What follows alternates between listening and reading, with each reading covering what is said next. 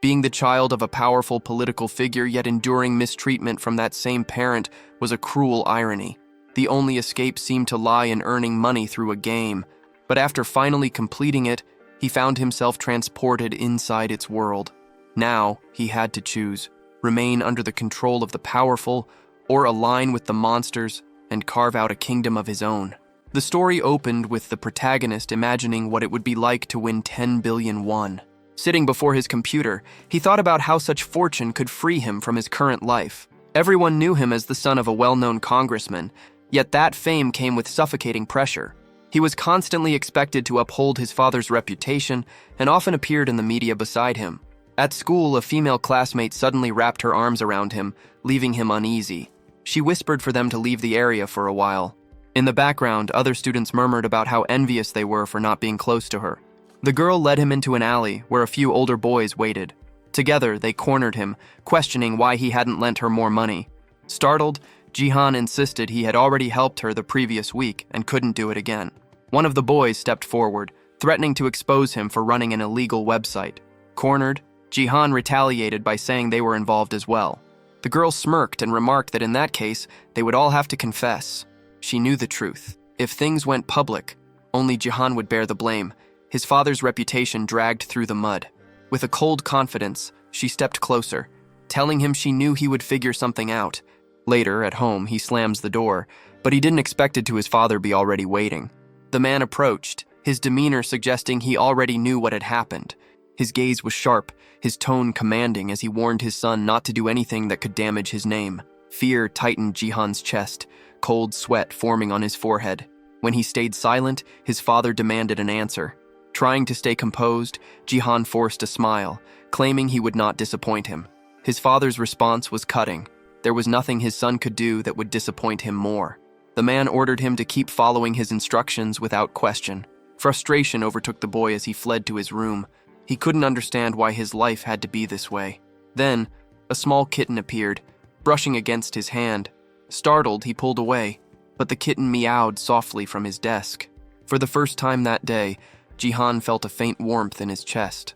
At least the little creature seemed to care about him. The kitten leapt into his lap, its tiny paws tickling his legs. Holding it gently, the boy muttered that Ruru was the only one still staying by his side. Just then, a faint sound caught his attention, a game notification flashing across his computer screen. He looked closer and saw that he had already cleared 99 rounds. Only one remained, yet no matter what he did, he could never push through the final stage. Every attempt ended the same, with a game over. Confused, he questioned why success remained out of reach after so many tries. On a live stream, another frustrated player ranted about failing at the same point. Watching silently, Jihan remembered how this game had been released a year ago, yet no one had ever surpassed the 100th wave. Even so, he refused to give up. This was his only shot at escaping the miserable life he was trapped in. His last chance was the heart card of Rizzledrake, but even that failed to carry him through. Nearby, a grocery bag lay open with a few items inside, including a pack of cat treats. Reaching for one, the kitten accidentally stepped on his phone. A red glow filled the screen. The disassembly option had been triggered. Jihan's eyes widened in shock as he realized what had just been taken apart, the heart of Rizzledrake itself. For a moment, he froze, trying to absorb what had happened. Losing that item meant starting all over again. Panic began to creep in, but before despair could take hold, another notification popped up. It mentioned something new, a fragment of the heart. That shouldn't have been possible. Dismantling an item never produced fragments. But if this was real, then maybe he could use it. Acting on instinct, he accepted the fragment and chose to merge it with the dragon's soul. A burst of crimson light erupted from the screen. In that instant, Jihan realized this was the missing piece, the true path to completing the game. The system restarted with the new item active. The next morning, he followed his routine and went to school, though he couldn't resist sneaking the game open behind a book. When he returned home, he continued playing, even walking through the streets with his eyes on the screen. It didn't take long for him to reach the 99th stage again. With the heart fragment in hand, victory was finally within reach. Focused and determined, he began the last level. A female knight appeared on screen, cutting down the oncoming monsters. He tapped the command, hoping this time it would work, and a bolt of lightning crashed down. annihilating every enemy in sight. For the first time, it looked like he would finally win, and he did. Triumph surged through him, and Jihan almost jumped from his chair in excitement. But the moment shattered when the door burst open. His father stood there holding a golf club. Startled, Jihan froze. The look on the man's face promised nothing good. The congressman spoke coldly, saying he'd received a call from classmates who had been blackmailing his son, threatening to expose his illegal activity unless they were paid off. Terrified, Jihan tried to defend himself, stumbling over his words as he apologized. But the deputy was already poised to strike, the golf club raised high. His eyes burned with malice, and the boy could only scream in fear. Tears streamed down Jihan's face as he trembled helplessly. Without hesitation, his father brought the club down, shattering the phone into pieces. The sound of destruction echoed like the end of a nightmare. When it was over, Jihan slowly pushed himself up, voice trembling as he asked about his cat, Ruru. The response he received was cold, that he wouldn't be needing the animal anymore. That single statement ignited something inside him. His anger surged, fists clenched as he glared at the man who called himself his father. The deputy sneered, demanding to know why the boy wore that expression. Sweat trickled down Jihan's face as he demanded to know where his cat was. The man's tone remained devoid of emotion as he explained that the cat was now with Jihan's mother, a woman long gone. The words hit like a knife to the chest. Shock left the boy speechless, his body stiff with disbelief. The deputy grabbed his head, forcing him to look up, and said he only needed to obey orders from now on. Finally, the man uttered a warning, not to disappoint him again. He added that he had once believed the boy capable of great things. Then, silence. Jihan lay on the floor, his broken phone beside him. A faint sound buzzed from it, the game's voice declaring that the mission was complete. But now none of it mattered. Jihan stared blankly, feeling that life itself had lost all meaning. The voice from the device continued, speaking again, this time inviting him to another world. Before he could react, lightning ripped through the sky, flashing inside his room.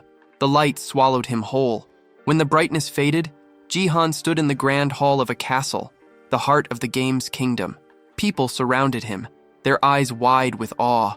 They called him the legendary knight, chanting that he would be the savior of their realm. Disoriented, he tried to make sense of it all. His tears wouldn't come. It felt as though every emotion had been wiped away. Before him stood a man with a long beard, the king. The ruler studied him and asked if he truly was the legendary knight. Then recognition hit. Jihan remembered that face, those words. They were identical to the game's dialogue. The man introduced himself as King Bayless Jordia III and explained that their kingdom was under siege by monsters. Before the king could continue, a servant burst in with urgent news about the invasion. Jihan remained silent, taking in every detail. The setting, the people, the dialogue, all exactly as he remembered from the game. Once the commotion settled, the king spoke again, declaring that the situation was dire and commanding Jihan to act. He urged the young man to assume command of the knights and defend the kingdom. Jihan rose to his feet, his voice steady but heavy. He told everyone to listen closely. His mind still reeled from the loss of Ruru, and as he thought of her, he admitted that even 1,000,000,001 no longer meant anything. The knights whispered among themselves, confused, calling him weak for a supposed hero. The king silenced them and promised that if Jihan fulfilled his duty, he would be granted whatever his heart desired. That promise caught Jihan's attention. He asked if the king truly meant anything he desired. The bearded ruler assured him there was no need to worry. He simply had to obey his commands. Those words struck a nerve. They reminded Jihan of Dan Guy, his father, a man who had forced obedience under the pretense of maintaining reputation. Now the king was repeating that same pattern. The realization burned through him, and he refused outright, shouting that he wouldn't do any of it. The king's expression darkened, his confidence faltering. In front of everyone gathered, Jihan spoke of the life he'd endured. He had always been surrounded by people who cared only for themselves. Every single one, including his father, had used him for their own gain. And now, the same thing was happening again. The king didn't want a hero. He wanted another obedient pawn. Jihan made it clear he would never be that again. The king stayed silent, though his displeasure was obvious. Cursing them all under his breath, Jihan pressed the option to reject the offer. The king's servant stood frozen, unable to believe what had just happened. Then, the screen in front of Jihan began to glow red. In the game's storyline, this color usually meant failure, the point where the monsters invaded the kingdom and the player failed the mission. But something was different this time. A new prompt appeared, offering another choice. The monster faction had been unlocked. Jihan stared at it in silence, the meaning sinking in. Was he being chosen to lead the monsters instead of fighting them? The king's voice broke through the tension, booming across the hall. He declared that every choice came with consequence. Addressing the court, he stripped Jihan of his title, announcing that he was no longer the legendary knight. His shouting grew harsher, declaring Jihan an enemy of the kingdom, a threat to them all. As the words echoed, Jihan remained motionless, weighing the reality before him. But time was short. The king's command for his execution had already been given. Even surrounded by drawn swords, Jihan stayed calm. Blades glimmered inches from his throat, yet he stood unfazed, certain that there was still a way out. Then it happened. A surge of crimson light burst from his body, filling the room with raw energy. The king's fury turned into confusion as the radiance intensified. Jihan's selection had been completed. The system granted him new, overwhelming powers, strength that surpassed human limits. From that moment on, his purpose shifted completely. His goal was no longer to save humanity, but to erase it. He would side with the monsters and burn the kingdom to the ground. The system's voice echoed once more, promising that if he succeeded in this mission, he would earn a rare artifact, one that could return him to his original world. That thought stirred a distant memory, the day his mother had brought him the tiny kitten, Ruru. He wondered if finishing this path could bring him back to that peaceful time.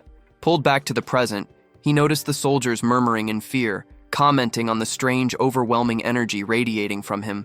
The king was certain he'd glimpsed a monster's silhouette, a beast unlike anything he'd seen before. Jihan scanned his new reality, realizing this twist wasn't in the original game. Soon the main objective appeared: break the defenses and wipe out the humans. Despite the change, Jihan noticed his progress still tracked like the game.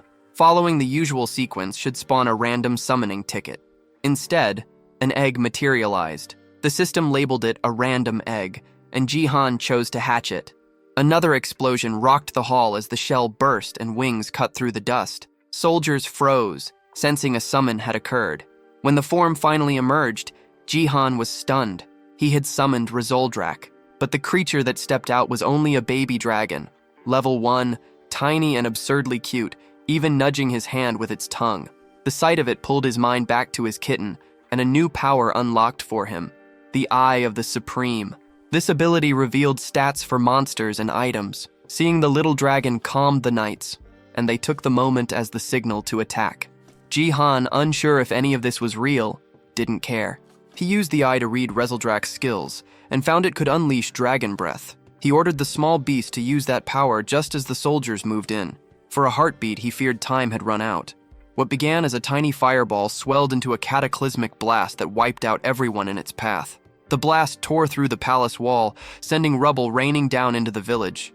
Standing before the ragged hole, Jihan felt a raw awe at the dragon's strength. The onlookers couldn't believe a single strike had done so much. They stared, trying to name what Jihan had summoned. Thrilled and grim, Jihan admitted it surpassed everything he had expected.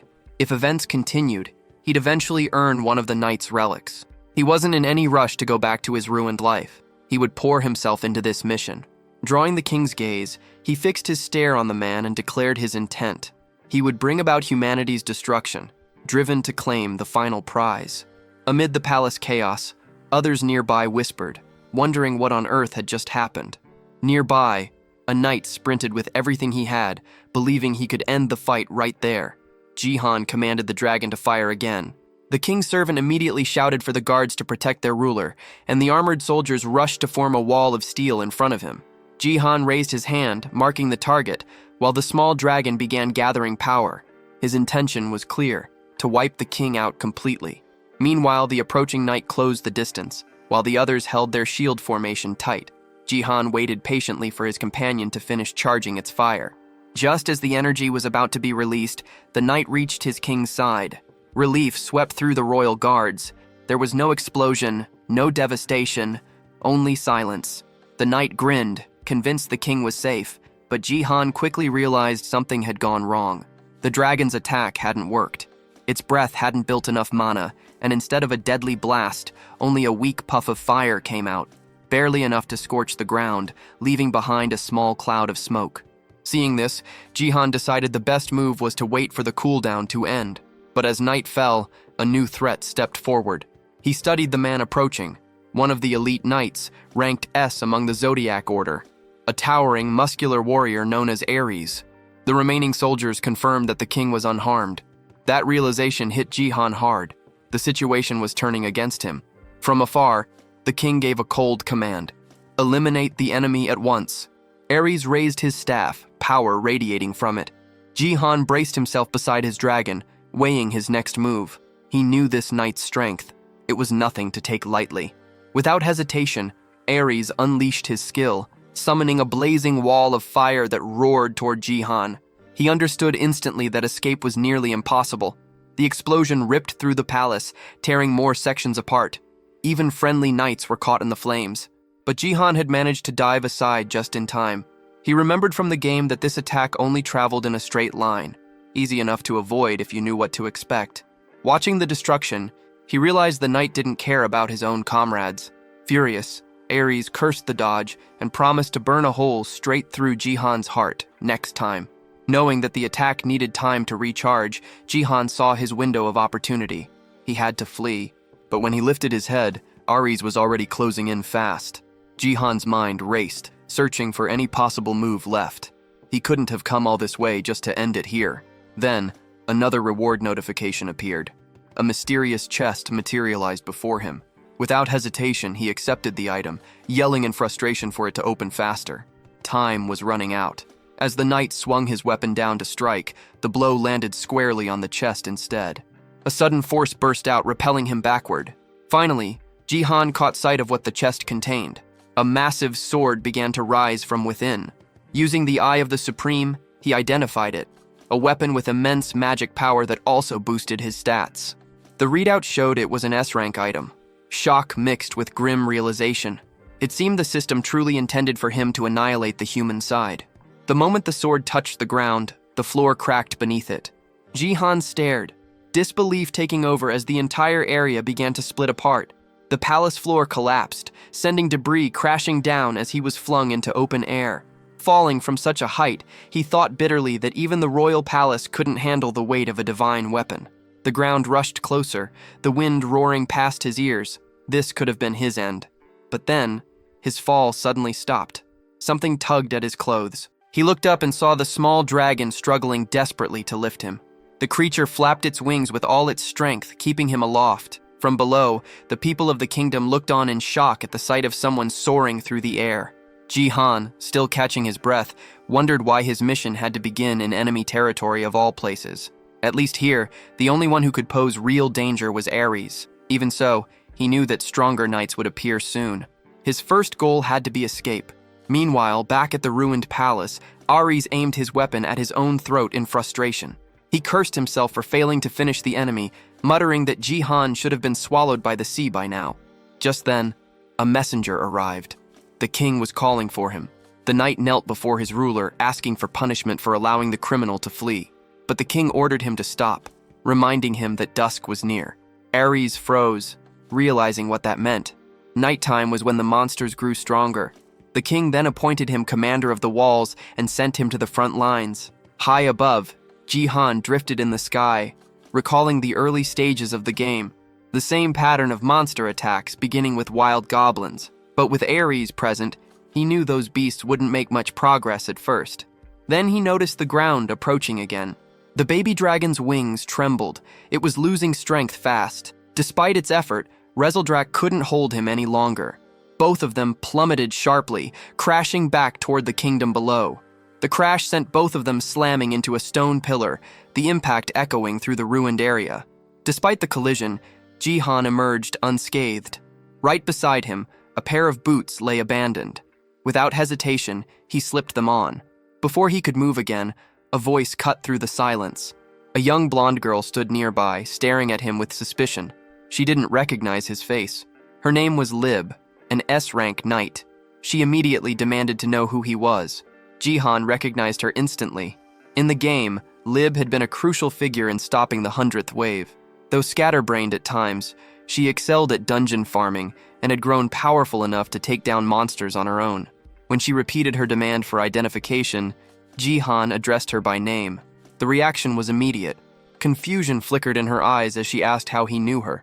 Jihan replied that he knew her well, having already gauged her worth. The words meant nothing to her, but for him, this was a warning.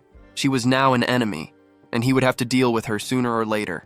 As night descended, chaos spread across the kingdom. Outside the city walls, the Doblins gathered, ready to storm the gates. The soldiers shouted orders, warning that the monsters were already within range. They readied their bows and unleashed volleys of arrows. Some of the creatures began scaling the walls, forcing the defenders to hurl stones down at them. The air filled with screams, clanging metal, and the deep roar of the invasion. One of the knights muttered that they couldn't hold out much longer. Another shouted that Dryce was on his way to reinforce them. Meanwhile, in another corner of the battlefield, Lib's interrogation continued. She warned that if Jihan refused to answer, she would act on her own. Jihan thought about eliminating her immediately, but realized it was impossible for now.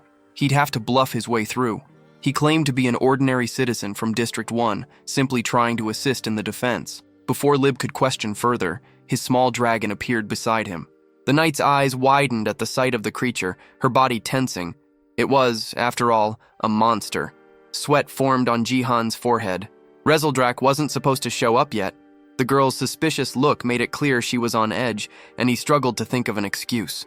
But before he could speak, Lib stepped forward, sword raised defensively. She declared that she would protect him from the beast. The baby dragon tilted its head, letting out a confused, almost innocent expression. Lib's gaze hardened, but the creature didn't react aggressively.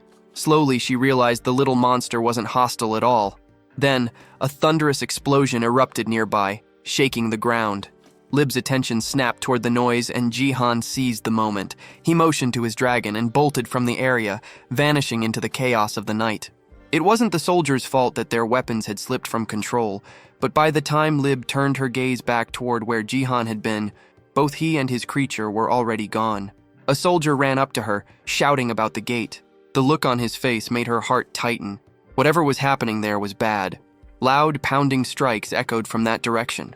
Inside, the guards waited in tense silence, their fear written across their faces as the gate began to splinter under pressure. Lib arrived just in time, commanding the soldiers to prepare for close combat. Archers drew their bows, aiming at the horde of goblins swarming beyond the wall. Among them stood one far larger than the rest, a giant whose sheer strength was enough to break through at any moment. With a roar, the massive goblin swung its weapon, and the gate burst apart. Lib tightened her grip on her sword, calling her troops to charge. The soldiers braced themselves as the enormous creature led the invasion. But before the monsters could advance any further, flames burst across the battlefield. Riz appeared, his arrival catching even Lib off guard. Seeing the breach, he unleashed his fire skill without hesitation, engulfing the enemy ranks. The goblins screamed as the flames devoured them. Standing tall, Riz smirked at the devastation, remarking that the monsters still had a long way to go. High on a distant ridge, Jihan watched the clash unfold below. His goal now was no longer to protect humanity, but to see it burn. Beside him, his small dragon let out a curious sound, prompting him to rest his hand on its head. The creature's attention suddenly shifted upward. Rain had begun to fall. It looked eager to play in it, but Jihan held it back, not wanting it to cause trouble. Back in the kingdom, the humans celebrated a narrow victory. Lib felt uneasy, knowing she hadn't been the one to turn the tide this time. Far away, in the dark forest, Jihan noticed movement. Someone, or something, was approaching. He recalled that he had spawned far from the city walls, and realized he was now deep in monster territory. That made things complicated. He had no clear path forward. He had replayed the game hundreds of times before, and knew every tactic by heart. But this time was different. He'd have to rebuild from nothing. Then a thought struck him. Turning to his side, he spotted his small companion still nearby. Moments later, Rezeldrak darted off toward the opposite direction. Jihan followed his gaze and froze. On the forest floor, a colony of ants was working tirelessly, dragging pieces of food and dirt. One of them noticed the dragon's presence and froze in fear. Rezeldrak crouched low, watching them closely, fascinated. Pulling his companion aside, Jihan exhaled slowly and began thinking of his next move.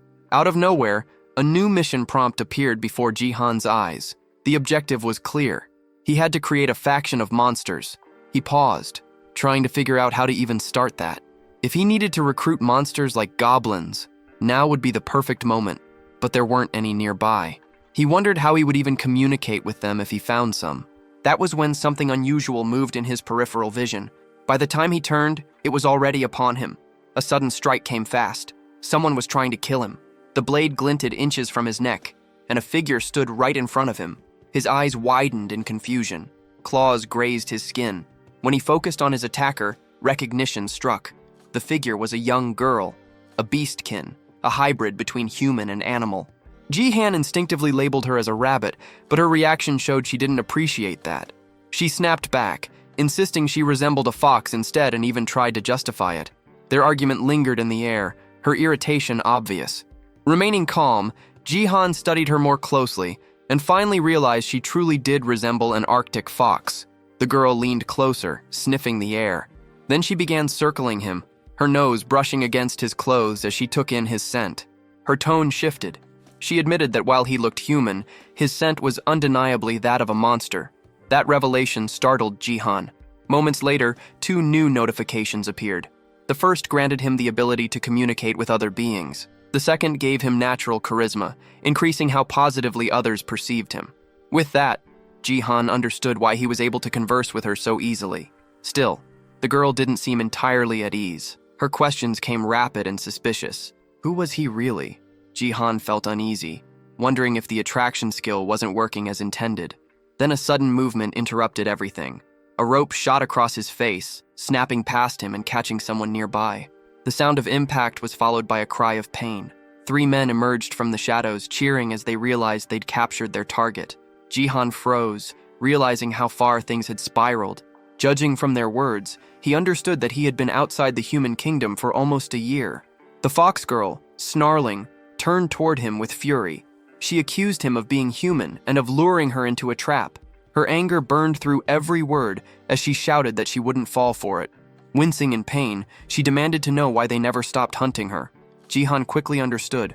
There had been a misunderstanding from the start. The humans began pulling the rope again, and the girl's body lifted off the ground. The arrow lodged in her leg twisted as she was yanked upward. The largest man in the group braced himself, pulling hard on the line, but the girl seized the chance to retaliate, preparing to strike back with all her strength. Jihan stayed back and watched, waiting to see how things would unfold. The fox girl took a hard punch to the face, but the human attacker hadn't counted on a reply. She slammed her other leg into him, the kick landing with enough force to send the big man sprawling. His 2 companions fumed at the sight. Jihan thought the girl was small, but fierce. One of the men stormed over, cursing her for defending herself, and then stamped a boot down on her head to shut her up. Jihan's body remained still as the abuse continued. The fox girl writhed under their blows, and anger began to rise in him. Another hunter moved closer and asked if everything was fine, assuming Jihan was human and warning him about the danger in the area. He questioned why Jihan was alone. The fox kept chattering, but the man didn't understand her tongue. Ready to strike something nearby in punishment, he lifted his hand, but the group leader ordered him to stop, arguing she might die if hit. The short man muttered an apology for losing control, which eased Jihan. He'd feared she might be killed. The leader's mood turned sharp. He accused Jihan of speaking with the girl earlier, then shoved a knife into Jihan's stomach to prove a point. Blood slicked the blade as it clattered to the ground. Jihan clutched his wound and tried to make sense of the threat. The fox watched him close and slowly realized he wasn't an enemy. Heat flared through Jihan's body. The stab had been meant to kill, but vital points had been missed on purpose. Spitting out blood, he felt the poison taking hold. The leader coldly declared Jihan would be dead within 12 hours, unless he translated what the monsters said, brandishing an antidote as leverage. They held the fox captive, forcing Jihan to act as interpreter to learn where her clan lived. Jihan had never even known a fox people village existed. Confusion roiled through him, while the hunters explained that such a settlement did lie hidden nearby. The fox girl suddenly lunged, bared her fangs, and moved as if to bite her own tongue to end it all, a desperate act to avoid betrayal. The man yanked her back and stopped her. Watching that, Jihan understood how fiercely tied she must be to whatever family or pack she protected. The young girl's mouth was forced shut as the men mocked her. calling her a wild beast. The leader repeated that if she revealed her tribe's location, both she and Jahan might live. The word struck Jahan like a memory. He recalled that same cold, calculating stare from his old schoolmate, the one who used to blackmail him. Back then, he had lived under constant fear, always following orders, always being used. To everyone else, he was nothing but a tool to exploit. But this time, he refused to let things play out the same way. Despite the pain searing through his wound, he forced himself to move closer to the fox girl. He told her to lead them to the village, assuring that no one would get hurt. The men around him believed every word, convinced now that he could truly communicate with monsters. Lowering her head, the girl whispered that over 100 of her kind lived there, then asked if she could really trust him. Jahan held her gaze for a moment before admitting he wasn't on the side of humans. With one hand pressed to his bleeding stomach, he confessed he knew exactly how cruel they could be. As he turned forward, something caught his attention. His dragon was sneaking up behind the hunters, charging up its destructive energy. Fear shot through him. If this went wrong, they'd both die. He tried to stay calm, pretending nothing was happening while buying time for Rezeldrak to finish gathering power. But his shift in demeanor didn't go unnoticed. The leader eyed him suspiciously, and the short man to the side spotted the creature, shouting a warning. The leader spun around, but by then, Jahan was sure enough time had passed. The dragon's red flames blazed to life, yet, to his disbelief, only a weak burst came out. The attack fizzled instantly. Jahan froze, stunned that it had failed again. The hunters stared, equally baffled, and even the poor dragon looked confused by the tiny spark it produced. Jahan realized then that Rezeldrak hadn't recovered enough energy yet. The big man laughed, saying the blast was pathetic, though strong enough to burn if it had hit directly. Without hesitation, the leader snatched up a metal bat, calling the dragon a useless insect, and swung. Jahan could only watch as the blow connected. His small companion was launched through the air, hitting the ground hard and rolling several times before going limp. Dizzy and trembling, the creature lay motionless. Furious, the man cursed the dragon for daring to resist and advanced again, raising the bat for another strike. Jahan's body refused to move. He could only stare helplessly. The leader ordered his subordinates to restrain Jahan and the fox while he dealt with the dragon himself. Rezeldrak remained on the ground, unconscious. Grinding his teeth, Jahan felt the same bitter truth sink in. Once again, he only held value because of what he could do for others. Everything was repeating exactly as it had in his old world. He had spent his whole life living in humiliation, constantly bending himself just to satisfy others. Yet no matter how much he tried, he always ended up isolated and unwanted. Whatever happened, he knew one thing. He would never go back to that miserable reality. From that moment on, he swore he would never regret anything again. The leader raised his weapon, ready to crush the small dragon. Even the fox girl froze, horrified at what was about to unfold. Jahan's face hardened, and his body reacted instinctively. His passive monster ability activated, surging through him like fire. In a flash, he crossed the distance between them and swung his fist. The strike landed with bone-shattering force, sending the leader hurtling through the air. The ground split beneath the impact. The fox girl stood speechless, stunned by his raw strength, while the remaining henchmen stared in disbelief. Their leader lay motionless, face ruined beyond recognition. For once, Jahan had acted before it was too late. But in the chaos, the antidote that could have saved him shattered to pieces. The fox girl stared, confused by how he was even moving with poison coursing through his veins. Jahan ignored the pain and rushed to his fallen companion. Rezeldrak's eyes fluttered open, and a faint smile crossed Jahan's face. He was proud of the little dragon for fighting until the end. The creature gave a small, joyful grin in return. Looking at him, Jahan felt a rush of warmth. The sight reminded him of Ruru, his little cat who had always stayed close, trying to comfort him when no one else did. That memory filled him with resolve. He made a silent promise. He would protect his new companion no matter what. His expression softened as he smiled faintly, thinking that no matter what the future held, he and his partner would stand together. Behind them, the surviving hunters spat curses, threatening to report everything to their boss. Jahan turned toward them with cold fury, his glare enough to make them hesitate. Realizing what would come next, they panicked and fled into the woods. Rezeldrak cheered weakly, proud of their victory, but the moment didn't last.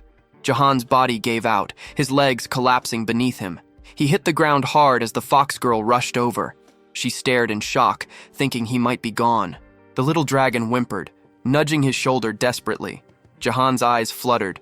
His breathing was shallow, and he felt his strength slipping away. This had to be the end. His last image before blacking out was Rezeldrak's worried face hovering over him. Then came the memory, the hospital room, the beeping machines, his mother lying frail and pale. He'd been alone back then too, abandoned while his father never once came to see them. The memory burned through him with the same ache as before. Slowly, consciousness crept back.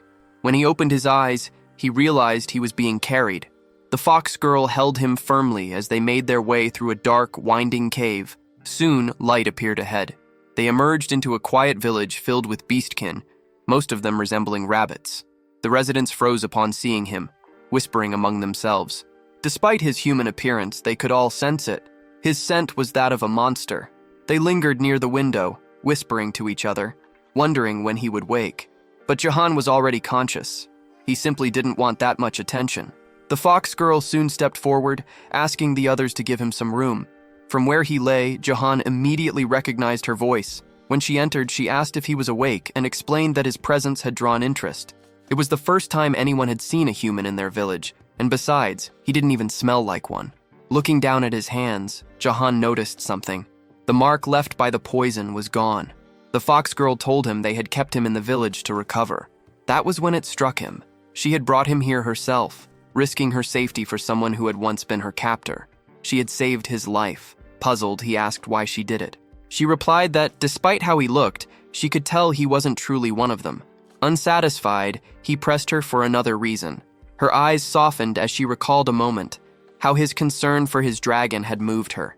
Jahan wondered if that compassion was only the side effect of his friendly monster ability. But the girl grew irritated, snapping that he was still complaining even after being rescued. Nearby, Rezeldrak stirred from his nap. When the dragon opened his eyes and saw Jahan awake, his tail began to flick excitedly. Yet he noticed immediately that Jahan and the fox were already bickering. The girl folded her arms, saying that now they were even. He had saved her once too. Before Jahan could respond, a cheerful sound filled the air. Rezeldrak bounded toward him and jumped into his arms, nuzzling his chest while the fox watched silently. She broke the moment, saying they should at least know each other's names. But before she could speak, another villager appeared, announcing that the chief wanted to see them. They set off together, and as they walked, Jahan couldn't help but marvel at what he saw. The hidden settlement, tucked beyond the mountains, had been built by rabbit-type monsters. Over time, it had become a refuge for all hybrid species who had lost their homes. The residents worked together in peace, caring for one another with quiet devotion. Their path was soon blocked by a towering bull-type beast who demanded to know if the fox, Rhea, had gone to the human forest. She apologized quickly and continued on, but the bull's suspicious gaze lingered. Jahan called her by name, remarking that everyone here seemed to care about her deeply. Rhea lowered her eyes, her tone darkening when he asked if something was wrong. Then, suddenly, her mood flipped. She frowned, tilting her head, and asked why everyone called him Hey. Stepping closer, she demanded to know if that was really his name. Caught off guard by her confusion, Jahan finally introduced himself properly. The name sounded strange, out of place in this world. Without hesitation, the fox girl gave her full name, Rylindrian Pernidae Celiard, before turning away, leaving Jahan standing there, completely bewildered. One of the small rabbit villagers asked if Rhea was feeling any better, and she replied that she was. Jahan noticed her mood had lifted. It seemed all she'd really wanted was to share her name. As he looked around, his thoughts drifted back to his main goal, building a faction of monsters. Lost in thought, he barely noticed when Rhea called for him to keep moving. Even now, she still called him, Hey, and that small detail bothered him. Still, he jogged forward to catch up. When they reached the village chief, the old rabbit suddenly announced that Jahan would now take charge of the settlement. Both Jahan and Rhea froze in disbelief. Jahan quickly said he had no idea how to lead a village, but the old rabbit simply waved him off, saying he was too old to continue. Rhea demanded to know if the elder was really making such a decision just because of a dream. The old rabbit nodded, insisting that he wouldn't change his mind. Jahan stood there confused, trying to make sense of the situation. The elder explained that every dream he'd had always come true, and in this one, the person destined to save the village was Jahan. That word, savior, echoed in Jahan's mind. It reminded him of his current mission, establishing a monster faction. The title unsettled him. Being seen as a savior could only complicate things. He remembered that cursed man who had once tried to use him as a translator in exchange for his life. The thought sparked a sudden worry. He turned to Ria and asked if anyone might have followed them on the way back. She assured him that the village's location was impossible to find. Hidden beyond the mountains, it was bordered by a vast, dangerous sea that no one dared to cross. The only other path lay through an underwater tunnel that twisted like a maze, designed to keep intruders out. According to her, she hadn't sensed anyone nearby. Still, Jahan couldn't shake a bad feeling. On the trail they had taken, faint streaks of red marked the ground. Blood, likely Ria's. And deep within one of the caves nearby, a hidden figure watched the village. One of the human henchmen had found it and was already grinning to himself, celebrating the discovery. Moments later, noise erupted in the village, shouts spreading through the crowd. Someone was yelling about an intruder. Jahan and Ria both froze as the words reached them. A human had been found inside the settlement. The bull beast immediately grew tense, cursing under his breath, while one of the smaller villagers muttered in confusion. Jahan rushed forward, asking if the intruders had followed them. Ria's face went pale. Shaken, she asked if the humans had been trailing her all along, insisting she'd made sure no one had. Then, guilt written all over her face, she began to apologize, saying it was her fault, but the bull shook his head firmly, saying it wasn't. The bull told Ria not to blame herself, saying she'd simply been too weak to notice what was happening.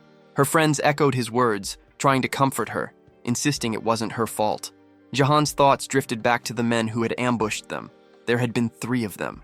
The short one, still in the village, grinned darkly and warned that the whole place would soon be burning. His voice carried a cruel edge as he revealed he was part of a group called the Screaming Hall. Within minutes, he said, 200 men would arrive. Jahan's brow furrowed. The name meant nothing to him at first. What was this Screaming Hall? Meanwhile, deep in the forest, the other 2 henchmen limped along, battered but alive. The leader of the trio stumbled into his superior's tent, still crying from the beating, demanding revenge. The man sitting before him didn't respond right away. He listened in silence as they explained what had happened. Then, one of them shouted that they had found the Fox village and could lead the way. The boss of the Screaming Hall smiled thinly, pleased with the discovery. He ordered his men to move out immediately. His servant, nearly shaking with excitement, rushed to prepare. Back in the village, the short henchman laughed to himself, boasting that he wasn't the only one who had made it this far. He explained that all 3 of them had followed Ria through the forest. Their leader had told them not to return yet. It was the perfect chance to track the girl and find her people. His laughter turned cruel as he claimed that soon everyone there would die. The young fox looked confused, unable to understand his words, though she sensed the malice behind them. She turned to Jahan, calling his name in alarm. His expression darkened as he explained that their location had been exposed and reinforcements were on the way. Ria froze, horror settling over her. Jahan's mind began to race as he tried to piece everything together. The name Screaming Hall stirred something familiar, a memory from the game Night Defense. In that game, players earned experience by fending off endless monster waves, but leveling alone wasn't enough to survive. There was another mechanic, the Adventurer's System, where players could send knights on missions through 100 stages, from the ruins of the wild goblins to the demon fortress. Jahan remembered the final part clearly, a stage involving the hideout of a gang called Screaming All, hidden behind a rocky hill. The story attached to that stage matched exactly what he was hearing now. Yet his anxiety grew. None of this terrain matched any stage he remembered. According to the game's map, this entire region was supposed to be destroyed. The short man broke the silence again, offering a deal. If someone released him, he promised that his boss would spare their lives. Jahan knew only he could understand the man's words, but he didn't need to translate. The hybrids could feel what those words meant. Ria lowered her head, guilt weighing heavy on her shoulders. She whispered that this was all her fault. The captured man kept shouting, demanding to be freed. Jihan's expression hardened. He wasn't about to let the village be destroyed. While the short, obnoxious prisoner continued to rant, Jihan stepped closer. The man sneered and told him to translate his words for everyone else, but Jihan wasn't in the mood. His fist tightened, and with one swift motion, he drove it straight into the man's face. The blow sent the henchman flying. his scream echoing through the clearing. The bull hybrid stood frozen, astonished by Jihan's strength. Even the small rabbit villagers stared wide-eyed, stunned. Rhea, too, couldn't believe what she had just witnessed. The man lay motionless on the ground, barely conscious, while Jihan stood firm, ready to fight if it came to that. Rhea's heart pounded as she heard him say he would do anything to protect them. But the bull stepped forward, explaining grimly that fighting was impossible. The village was filled with the weak, mostly women, children, and the elderly. Just then, the old chief appeared and called everyone together.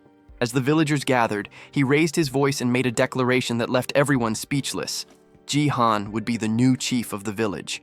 Far away, the mercenary gang advanced through the forest. Their leader's eyes gleamed as they reached the rocky hill. The reports had been true. The fox village was hidden right behind it. Grinning, he announced that this place would soon serve as their new base. With that, he ordered his men forward. Back in the village, the bull explained their situation. The enemy force was about 200 strong. Their own group was tiny. Only a few bull warriors, 2 young deer, 5 sheep hybrids, and 1 fox girl. Including the rabbits, their total barely reached 112. He asked Jihan if they stood any chance. Jihan replied bluntly that the enemy's strength was nearly double theirs. But then a thought struck him. Numbers weren't everything. He remembered how Rhea had fought those men on her own, and realized that if she could handle 3 by herself, others might not be as helpless as they seemed. Even if the villagers lacked combat experience, hybrids were known to grow stronger when transforming into their animal forms. If everyone had even a fraction of Rhea's strength, there was hope. He turned to the bull and asked how powerful she truly was. The hybrid scratched his chin, watching the fox play with the small dragon nearby, then admitted she was easily the strongest in the village. The statement left Jihan silent. The bull added that even if every villager united against her, Rhea would still emerge victorious. That truth sank heavy in Jihan's mind. Knowing this, he realized he had to act fast. His head dropped slightly as he weighed the consequences. Compared to her, the rest of the villagers were practically defenseless. As they discussed their next move, the young fox mentioned that there was still time before the humans arrived. Jihan frowned, not understanding how she could be so sure. She pointed to the short prisoner, explaining that she had asked him directly. Jihan recalled that one of the henchmen had said their boss was searching for something he had lost. He turned to Rhea, asking if she had any idea what that might be. The girl shook her head and said their village was nothing more than a small refuge for displaced creatures. Hearing that, Jihan guessed the enemy might be using that as a convenient excuse for invasion. Before he could think further, the bull hybrid Tor called out that everyone had gathered. It was time for Jihan to present a plan. He knew that to stand a chance against superior numbers, individual stats would have to compensate for their lack of manpower. The strongest fighter among them was the fox girl. He'd confirmed that much. If she could handle 3 opponents at once, their odds might improve, but even then, he wasn't certain. He began to wonder if raw power depended on species, and thought how useful it would be if he could see everyone's stats. Then it hit him, the demon eye ability. Maybe it could analyze what he needed. In the game, he had triggered it by opening the status screen, so he attempted the same, but nothing happened. He frowned, frustration tightening his chest. Nothing appeared, and the silence around him only made it worse. A moment later, however, a faint red glow flickered before his eyes. An inventory window. It was empty. Still, one detail stood out. Its title wasn't the same as when he had played on the kingdom's side. That difference reminded him of something bitter. Back in the kingdom, he had obtained that incredibly powerful sword, the one strong enough to destroy the entire palace. Now he felt a stab of regret for having left it behind. Since the inventory window had appeared, he couldn't understand why the status screen refused to open. He went through his abilities in his mind. 4 passives. The demon eye that revealed information, the power to communicate with both humans and monsters, the charisma that attracted others to him, and finally, his monstrous physical strength that surpassed human limits. Annoyed, he muttered that he needed to make a decision soon. The fox tried to steady herself, saying she would follow his lead, her voice tinged with guilt. She blamed herself for the crisis and insisted she had to protect the village. Jihan could tell the weight of that guilt was crushing her, and time was slipping away fast. Then suddenly his right eye burned with light. A crimson gleam flooded his vision. When he looked at the fox, lines of information flickered faintly across her face. Focusing, he realized he could lock onto a target. The realization hit him immediately. The ability worked through intent. It activated whenever he looked at someone and consciously decided what he wanted to examine. The red glow sharpened in Jihan's eye, and a set of numbers and letters appeared before him. He saw his own classification, rank B. A small surge of excitement hit him. That ranking matched an average knight's level in the game. Shifting his focus, he turned his attention toward Rhea. Her stats appeared clearly, and one thing stood out. Her attack power far exceeded the rest. While she continued speaking beside him, Jihan wasn't paying attention. His mind was locked on the glowing skill window. A small heart icon caught his eye, and he wondered what it represented. Instinctively, he reached out to touch it. Only when Rhea flinched did he realize what he'd done. His finger had poked her nose. Trying to brush it off, he muttered that it hadn't been intentional. But the fox girl's face flushed with anger, and in the next second she lunged at him, claws out. After the brief scuffle, Jihan called for Tor, asking him to gather everyone in the village. A thin scratch now marked his cheek, but he assured them it was nothing serious. Soon, the villagers assembled just as he requested. He needed them all in one place to analyze their stats. The process was long and exhausting, each scan draining his focus. When it was finally over, he exhaled in relief. The results confirmed what he had suspected. He could now tell who was strong and who wasn't.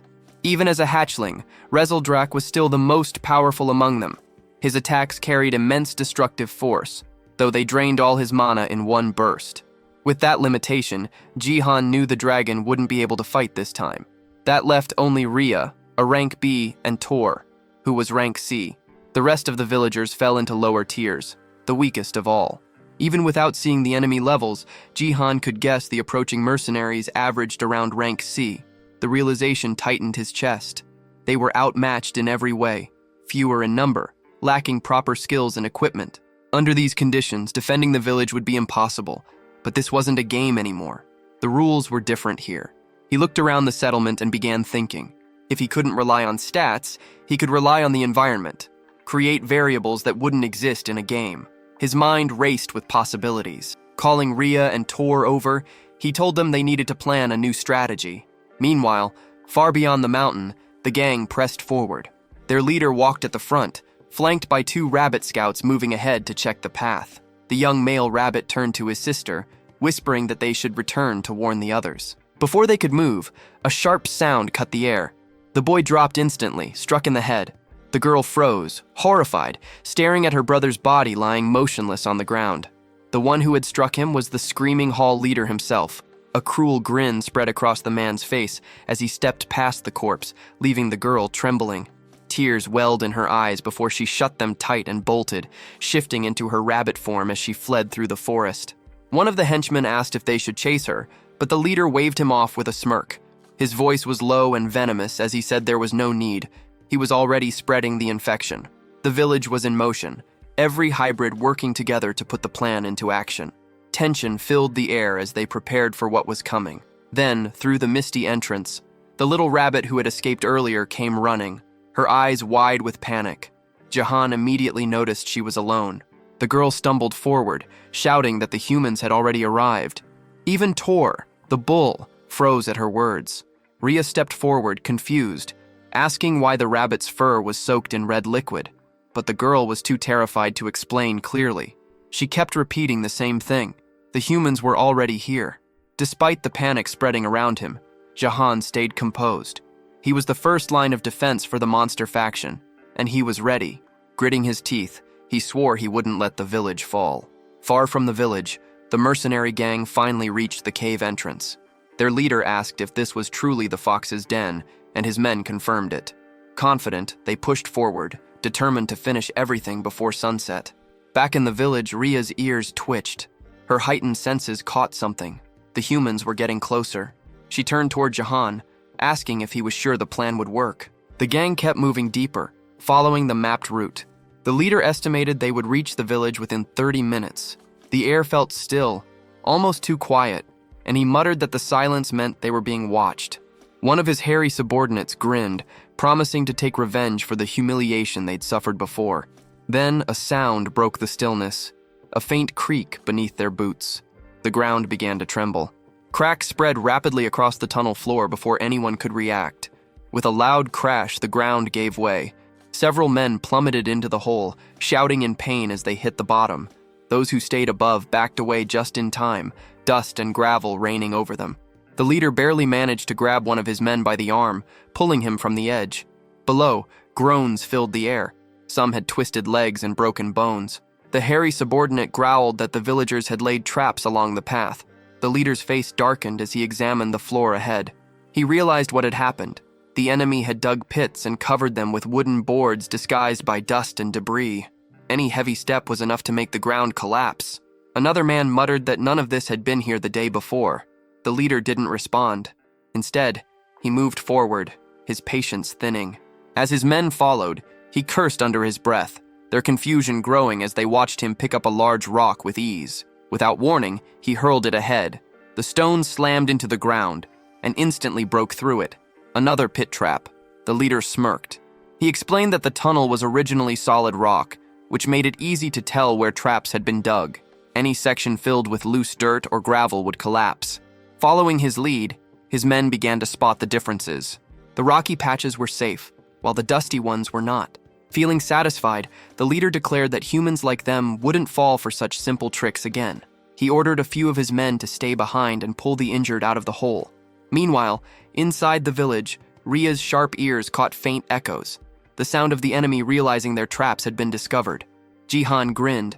Everything was unfolding exactly as planned. He had counted on the enemy discovering the traps. Digging through the rock would slow them down for hours, and even if it only worked once, it was enough. In truth, there were only 2 real traps. The rest were fake, just decoys to waste their time. That was the point, to stall them for as long as possible. Deeper inside the tunnel, the gang pressed forward. Some of the men moved cautiously now, terrified of another pitfall. As they advanced, one of the subordinates warned that a crossroads was up ahead. When the leader saw it, he frowned. There weren't 2 paths like before. There were 3. The long-haired man muttered that he didn't remember a split like this, swearing that it hadn't been there earlier. He pointed out a bush near the wall, recognizing it as a clear sign of deception. The leader narrowed his eyes, realizing what was happening. It was another stall tactic. They were trying to buy time, probably preparing something inside the village. He wouldn't let that happen. He ordered his troops to divide into smaller squads. The long-haired man would take the left tunnel. The large brute would lead the middle route. The leader himself would go right. The left group advanced first, only to hit a dead end where the tunnel had collapsed. Meanwhile, the middle group spotted faint light ahead and assumed it was the exit. Their commander signaled everyone to get ready for a fight. The left group soon saw light too, convincing them they were also near the surface. Believing he had chosen the correct path, the leader ordered that no hybrid should be left alive. The group surged forward without hesitation. But on the right-hand path, the one the leader took, things were different. His squad emerged not into the village, but into the middle of the forest. He realized immediately that he had been misled again. Back at the true exit, the middle group broke through into the village perimeter. Their commander barked an order to hold position and sent one of the men back to alert the boss. The runner turned, only to find a strange sight. One of their own was tied to a tree, gagged and struggling. The bound man's eyes darted wildly. Sweat poured down his face as muffled cries escaped the cloth in his mouth. He tried to ask for the boss, but before anyone could react, he noticed something. They were surrounded. The messenger spun around and bolted back toward the crossroads. He had to warn the leader. But before he could reach the tunnel bend, the air erupted with a deafening blast. A wave of smoke burst through the cave, throwing several men against the stone walls. The explosion had come from above. The fox girl and Jihan had triggered it perfectly. Everything was proceeding exactly according to plan. The traps had done their job. Every second they bought mattered. The enemy's forces were now scattered and divided across the tunnels. After hearing what happened to the earlier group, the short man grew uneasy, his confidence fading fast. Suddenly, the large brute turned his head, catching movement from the shadows. All around them, the villagers were waiting, hidden and ready to strike. Jihan stepped out beside Ria, emerging from the darkness. Taking charge, he signaled the villagers to move. From a high ledge overlooking the battlefield, he watched with satisfaction as the plan unfolded perfectly. The opposing commander barked orders for his own men to counterattack. Both sides now stood face to face, the air tense, seconds away from erupting into chaos. The mercenary leader hefted his massive hammer, preparing to crush anyone who got in his way. Jihan raised his voice, giving a single command. It was time for the hybrids to transform. In an instant, smoke burst across the area, swallowing everything. The human soldiers staggered, confused, wondering if the villagers had vanished. But it was all part of the plan. Jihan had learned earlier that when the beast folk transformed, their bodies released a dense mist. He'd turned that natural trait into a battle tactic. Hidden in the haze, no one could tell where the next strike would come from. From within the cloud, Tor the bull emerged first, gripping a massive stone above his head. He charged forward with brute force. Further out, human soldiers called out in panic, unsure what was happening. The smaller rabbit fighters seized the moment. They targeted the isolated ones, launching surprise attacks while others dug beneath the ground, grabbing ankles and throwing enemies off balance. Distracted soldiers were suddenly hit from above, swift kicks to the face and chest from unseen directions. One young mercenary screamed and bolted, overwhelmed by the chaos. Elsewhere, 3 men tried to subdue a sheep hybrid, only to find their blows passing through empty air. Their target moved too fast, slipping between strikes like smoke. In another section, shouts erupted as several humans clutched their heads, scalded by streams of hot liquid. Above them hovered little Rizoldrak, spitting bursts of fiery breath with the last of his strength. So far, Jihan and Ria hadn't needed to join the fray. The battle was flowing exactly as planned. Still, he stayed alert, watching every shift in the fight. Nearby, the short man regrouped with 2 of his allies, weapons drawn.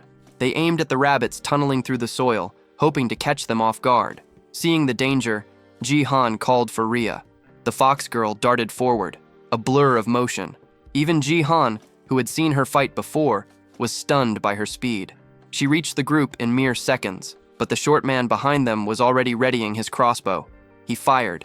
The arrow cut through the air, heading straight for Ria. She saw it a heartbeat before impact, and to everyone's disbelief, twisted her body just enough to dodge it. Ria shifted her stance, her body flowing with sharp precision as she readied her next move. Without hesitation, she launched forward, her legs slicing through the air and connecting hard with a man's face. He smirked, thinking he'd managed to block her blow, but her speed was beyond what he could follow. Before he could recover, she swept low, spinning from the ground and striking again. This time, her kick landed clean, sending him crashing backward. Without stopping, Ria pivoted toward the next opponent and drove her heel into his jaw, knocking him flat. The last one, the short man, cursed under his breath, demanding to know what she was doing. They squared off, eyes locked. Then, in a flash, she struck again. Her leg snapped upward and came down with crushing force, slamming his head into the dirt. Groaning, the man clutched his bruised face while the fox girl stood tall. In mere moments, she had taken all 3 down. Her cold glare swept over them, daring any to underestimate her again. Across the battlefield, the large brute took in the scene. His men were losing, badly. Rage twisted his features as veins bulged along his arms. With a guttural growl, he triggered his ability. His muscles swelled, doubling in size as raw power coursed through him. Jihan, watching from afar, recognized the transformation immediately. Only C-rank knights, or stronger, could wield active abilities like that. A burst of power that enhanced their physical strength. The rabbits nearby froze, trembling as the ground shook beneath the brute's steps. But the man's confidence vanished when a massive shadow loomed before him. A colossal hand gripped a fallen tree trunk, ripping it from the ground with ease. Standing there was Tor, the bull hybrid, towering at nearly twice the man's size. The brute's face went pale, words failing him. From his vantage point, Jihan observed the encounter with wide eyes. He hadn't expected Tor to be that powerful. His plan was unfolding better than imagined. Meanwhile, deep inside the cave, the long-haired mercenary grew restless.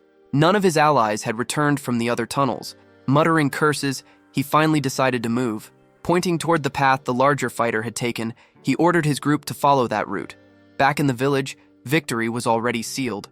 Every remaining invader had been captured and buried. Jihan turned to Tor, asking if his legs were holding up after the fight. The bull nodded, though the exhaustion showed. Even though the villagers outnumbered their enemies, many were injured. But Jihan refused to slow down now. He could sense more soldiers approaching from the cave's exit. He called to Tor again, ordering him to prepare the next line of defense. The bull grunted and began distributing weapons to everyone.